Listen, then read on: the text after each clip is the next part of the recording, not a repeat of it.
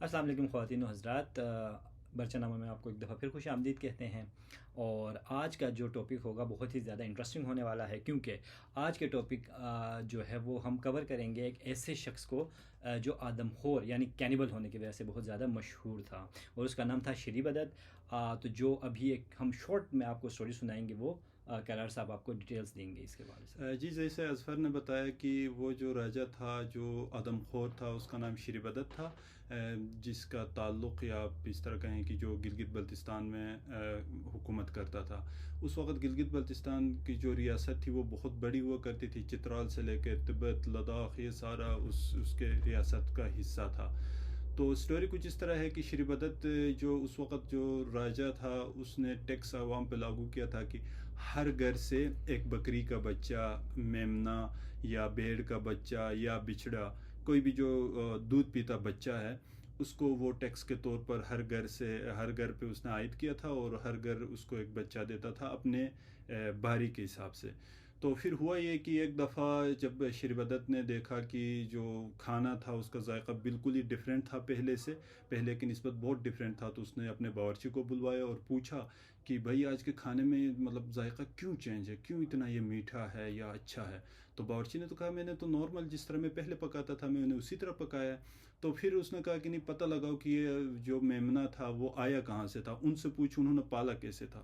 جب مزید انویسٹیگیشن کی گئی تو یہ معلوم ہوا کہ وہ میمنا جس گھر سے آیا تھا وہاں پر ایک خاتون تھی جس نے اس کو پالا تھا، اور اس خاتون سے جب پوچھا گیا کہ آپ نے اس کو کیسے پالا، تو خاتون نے بتایا کہ کیونکہ میمنا کی جو ماں تھی وہ مر گئی تھی، تو اس لیے اس خاتون نے اپنے یعنی انسانی دودھ سے، اپنے دودھ سے اس کو پالا تھا، تو جس کی وجہ سے مطلب اس کا گوشت کا ذائقہ چینج شری بدت کو لگا یا بہت اچھا لگا۔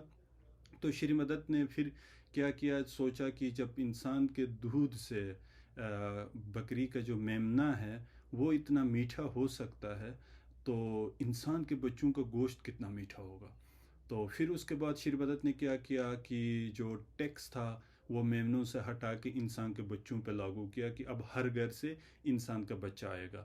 پھر یہ سلسلہ چلتا رہا، ہر گھر کے باری کے حساب سے بچے شری بدت کو دیتے تھے، وہ ان کو کھا جاتا تھا۔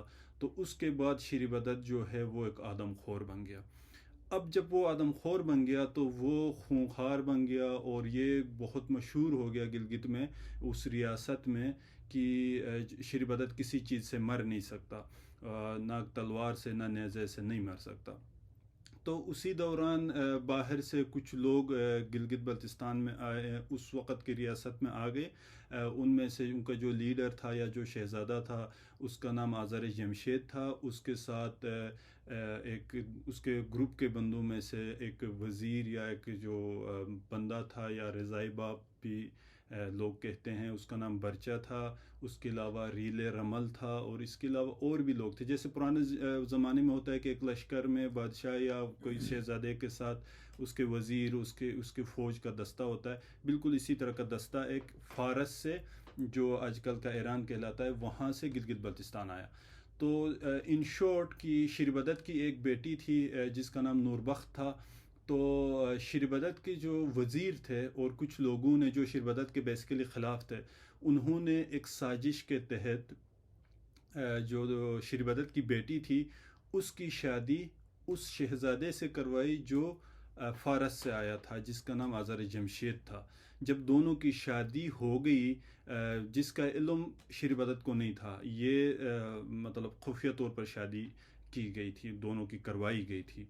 تو پھر ان لوگوں نے شری بدت کی جو بیٹی تھی، نوربخت تھی، اس کو اکسایا یا اس کو سمجھایا کہ نہیں، شری بدت جو ہے ہمارے لیے خطرہ ہے، ہمارے بچوں کے لیے خطرہ ہے، آج وہ ہر گھر سے وہ ایک بچہ لا کے کھا جاتا ہے، تو کل کو تمہاری بھی باری آئے گی، تمہارے گھر کی بھی باری آئے گی۔ تو پھر اس لیے انہوں نے اس کو سمجھایا کہ اپنے باپ سے پوچھو یا پتہ کرو کہ وہ کس چیز سے مر سکتا ہے، کیونکہ جیسے کہ میں نے بتایا کہ وہ مشہور تھا کہ وہ نہیں مر سکتا۔ تو ان شارٹ جو نوربخت تھی اپنے باپ کے پاس گئی اور ان سے پوچھا کہ آیا آپ کو کس چیز سے خطرہ ہے، کہ تو شیر بدت نے کہا کہ بیٹی فکر کرنے کی کوئی ضرورت نہیں، میں کسی چیز سے نہیں مرتا. تو نور بخت نے کہا کہ نہیں، اگر کسی نے آپ پہ حملہ کر لیا تو میں آپ کی حفاظت کروں گی، اس حوالے سے مجھے آپ بتائیں تاکہ میں اس چیز سے آپ کی حفاظت کر سکوں. تو شیر مدد نے اپنی بیٹی کو بتایا کہ مجھے جو ہے آگ سے خطرہ ہے. تو اب شیر بدت کی بیٹی کو پتہ لگ گیا، تو اس نے جا کے جو مخالفین تھے یا جنہوں نے یہ سازش رچائی تھی ان کو جا کے بتایا کہ شیر بدت کو آگ سے خطرہ ہے. تو اب ان لوگوں نے مل کے ایک پلان بنایا. اس پلان کے تحت شیر بدت کا جو محل تھا اس کے رستے میں ایک گڑھا کھودا. اس گڑھے کے اندر انہوں نے لکڑیاں شکڑیاں ڈال کے سارا کچھ سسٹم انہوں نے بنایا اور اس کے اوپر ہلکا سا چھت ڈال کے رکھ لیا. اور 21 دسمبر کو، آج کے تاریخ کے حساب سے وہ دن 21 دسمبر کا بنتا ہے، تو 21 دسمبر کی رات کو لوگ ایک پلان کے تحت آگ لے کے محل کو انہوں نے گھیرے میں لے لیا اور شور مچانا شروع کیا اور آگ لگایا. تو آگ دیکھ کے شیر بدت ڈر گیا اور ڈر کے وہ اپنے محل سے بھاگ گیا. جیسی وہ محل سے بھاگا وہ اس گڑھے میں گر گیا.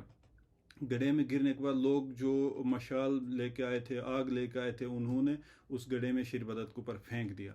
اب پھینکنے کے بعد شیر بدت وہاں پر جل گیا. یہاں پر 2-3 روایات ہیں کہ ایک روایت یہ ہے کہ شیر بدت وہاں سے غائب ہو گیا.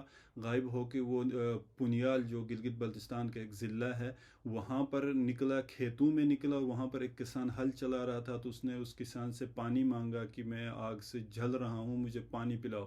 تو اس وقت جو ٹھنڈ زیادہ ہوتی تھی تو لوگ شراب پیتے تھے. یہ اسلام سے پہلے کا واقعہ ہے.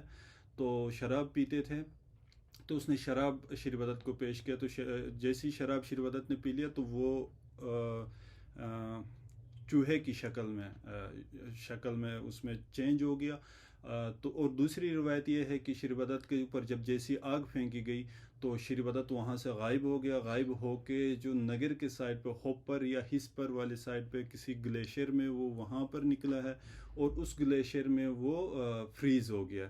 تو کہتے ہیں کہ دونوں سٹوریز کا اینڈ یہی ہے کہ کہتے ہیں کہ اگر 21 دسمبر کو اگر لوگ آگ نہ جلائیں اور شیر بدت کے جو وہ انہوں نے پلان کے تحت جو کیا تھا وہ ایونٹ دوبارہ نہ کریں تو شیر بدت جو ہے وہ واپس آ جائے گا. جیسے پہلے سٹوری کے حساب سے وہ چوہے سے دوبارہ چینج ہو کے انسان کی شکل میں آ کے دوبارہ آ جائے گا، اور دوسری سٹوری کے حساب سے وہ جہاں پر فریز ہوا ہے وہاں سے وہ انفریز ہو کے واپس آ جائے گا. تو یہ گلگت بلتستان میں بہت مشہور جو ہے سٹوری ہے، اور ڈیفرنٹ علاقوں میں تھوڑی تھوڑی چینجز کے ساتھ ڈیفرنٹ طریقے سے سنائی جاتی ہے. تو یہ تھی آج کی ہماری سٹوری.